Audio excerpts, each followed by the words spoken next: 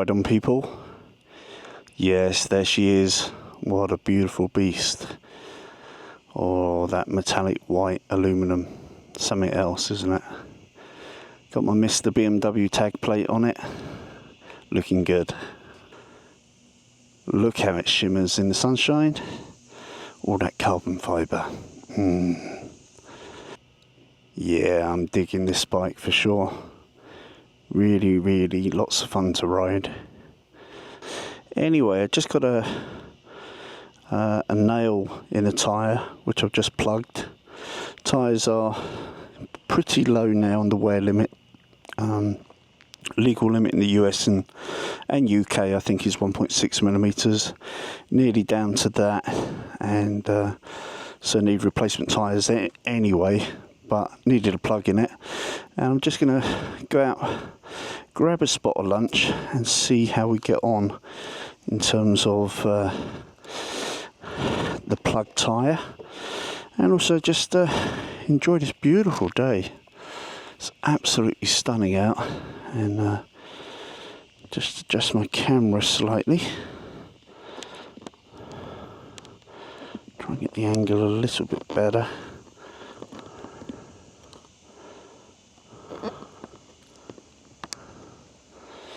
Alright, trying a new mount today. I don't know how it's going to work with the camera. We shall see. Turn her on. Zzz. Put the old Knox gloves on. Start her up. Oh yeah. Quite a bit of roar with that high tick over. About 2,000 revs. Should drop in a second, and then we can pull away. You can always pull away while it's on the high tick over, but it's a little bit feisty even at 2,000 revs. There we go, it's dropped more to about 1,600 now. Slap my face shield closed if I can. That's it. Hopefully we'll have a PSI reading shortly.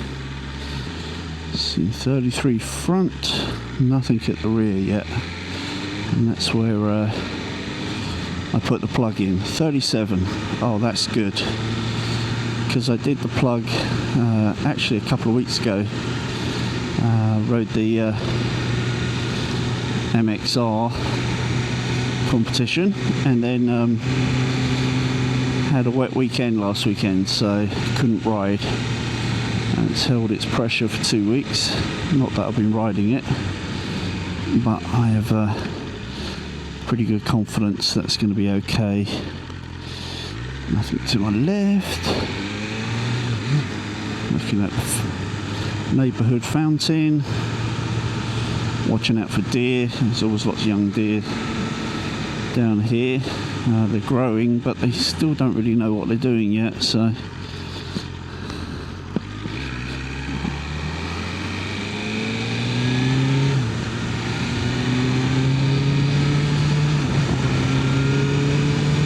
oh, it feels good to be out on the R again. It really is quite a weapon, this thing.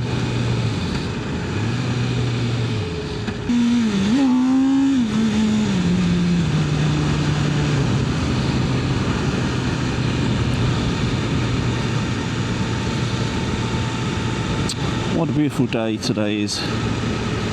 So we're in late August here in Georgia. It's one of the first days where temperatures just drop nicely. Feels more autumnal. It was even in the 60s first thing this morning, and it's only due to get up to about 82 today, but majority of the day is going to be like this, kind of mid 70s, 76. That'll do for me. That's pretty much A1 perfect. Blue sky, sunshine, 76 degrees, 0 chance of rain. We like that. Right, let's check how many miles we've done on this. 1,833 miles. So the tyres are Not completely shot, but near enough. Probably another ride out in them if I'm lucky.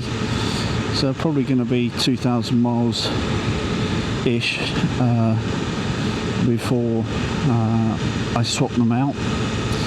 And the standard tyre on this has been I have to make sure I don't confuse this with the MR now, but I think the standard tyre is the Bridgestone racing RS11s, I think they call them, and they've been okay. They're reasonable in the wet, they warm up in a reasonable amount of time, and of course in the dry, just like Super Corsas or top draw Michelins, they grip superbly, and no real problems. Even when you kind of hit gravel and the bike moves around a little bit, the electronics take care of everything. And if you're used to modern modern electronics, and particularly if you've grown up on dirt bikes, you don't tend to panic too much when the bike's moving around a little bit. You just don't grab every lever in sight and stand the bike up. The bike will sort itself out, and just something you get used to when you're pressing on in the twisties. But in terms of reliability, I had a lot of problems with my R1300 GS last year.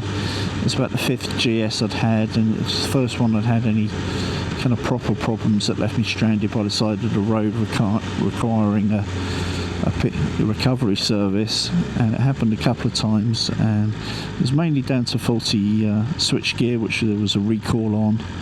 It was getting water ingress into the switch gear, and that was causing intermittent cutting out of the engine, but so severely that the bike was unrideable, really, particularly if left out in the rain all night.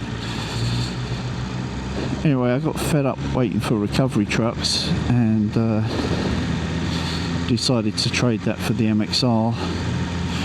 And then my Street Triple RS, which I really love, or loved I should say, was kind of due for renewal. They hadn't done anything more to the bike since I bought mine, and it's always nice to try other things, and so that gave way to this MR.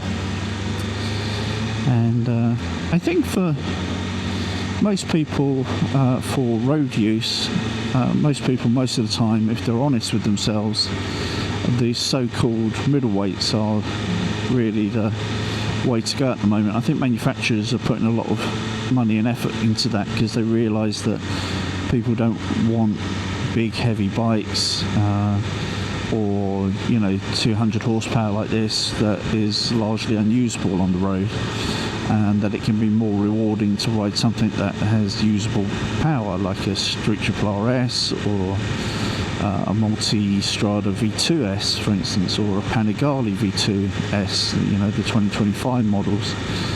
And I think for most people most of the time, that's where you should spend your money, really, frankly. Of course, if you've got deep pockets, or you just can't live without having a M bike or a Street Fighter V4S or whatever floats your boat, have at it. I'm not, who am I to tell you not to do it when I bought 2 M bikes myself this year. But the key thing is, I think, is how much enjoyment you are getting from it. I think people place way too much emphasis on the specs of vehicles, the bar bragging rights, and not enough on how much pleasure they give you. So I saw one of the Top Gear presenters, Mr. Harris, on a YouTube video, and he said, I don't worry about whether the weight of a car increases or decreases from year to year. All I care about is if I can feel that weight on the road. If I can feel that weight on the road, then that's a problem. But if I can't, happy days. So I think he was talking in relation to the M2, which ironically I'm an ex-owner of an M2 competition. But it had gained, a couple hundred kilo and the internet imploded. But he said it's undoubtedly a better bike than a better car than the old version, and the extra weight is not noticeable because the smart boffins in Germany had sorted all that out. I think bikes can be a little bit like that as well. We all get obsessed with, it's got to be this spec and it's got to be this much power and it's got to be this weight. But the bottom line is just, how engaging it is, how much fun it is, how much it really makes you want to go out and ride the thing, because it's just enjoyable. And I think unfair naked bikes like this are, to a large extent, where it's at. I love feeling the cool air on me on hot days. I love the fact that the wind pressure is less, buffeting up to about 80 miles an hour, and personally I don't really like going much faster than that. And I love the look and aesthetics of them when they're done well, and particularly like their lightweight and agility. That's really, really appealing to me. And of course, as you move into more practical bikes, weight usually rears its ugly head. But again, it's how much you feel it, right? It's like you ride a Multistrada V4S. It feels pretty heavy pushing it around the driveway, but that's where it kind of ends, really. Compared with other big adventure bikes, it feels quite sprightly and quite lightweight and quite agile, and loads of fun.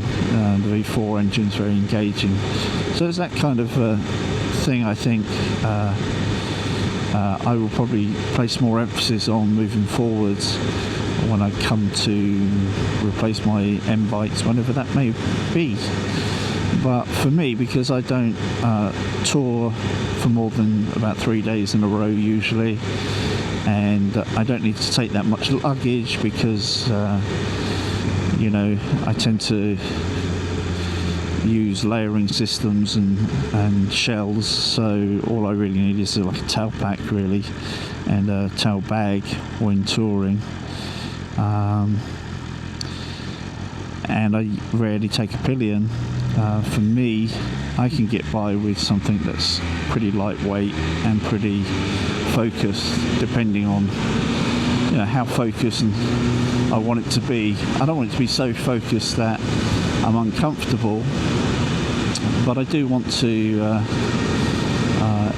enjoy the bike when the twisties come as well.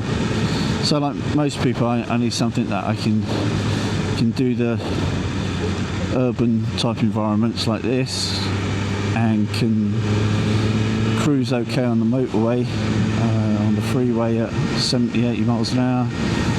And importantly for me, when I get to that beautiful twisty road, every curve is a complete joy, and that's really important to me. So I need quite a good all-rounder in that respect, but it doesn't have to be boring or have too much emphasis on comfort and practicality. It can be sporty and fun as well, as long as it's got reasonable comfort. And some of that's down to the suspension these days, not so much just the padding in the seat, but how much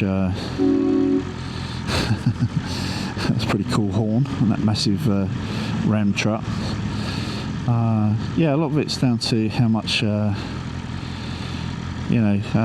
suspension quality you've got. And sometimes having the top draw suspension isn't always the best on the road. So Öhlins, for instance, feels fantastic when you're absolutely caning it and you're absolutely trying to kill the thing. It's very controlled and composed. but at lesser speeds around town and stuff, it can feel very firm compared with more forgiving suspension from Marzocchi or whoever it is, So sometimes like the more base models, the R's rather than the RS's or whatever, can actually make for a better road bike in terms of general comfort at general speeds and so forth. Anyway, I don't know when I'll next change bikes and what I'll change them for. Probably go more middleweights. I like things like Panigale V2S for sports, and I like the Multistrada V2S for practicality. But I'm certainly enjoying my M bikes at the moment, and I'm in no hurry to change either of those. The MkII is ridiculously easy to ride. It's done about 3,000 miles I think now, and just makes going fast stupidly easy, which is its only downfall really is how it affects your license, and also on the long rides. Once you get beyond about 150 miles, your butt tends to suffer as though you're on a sports bike with that thing. It's pretty hardcore.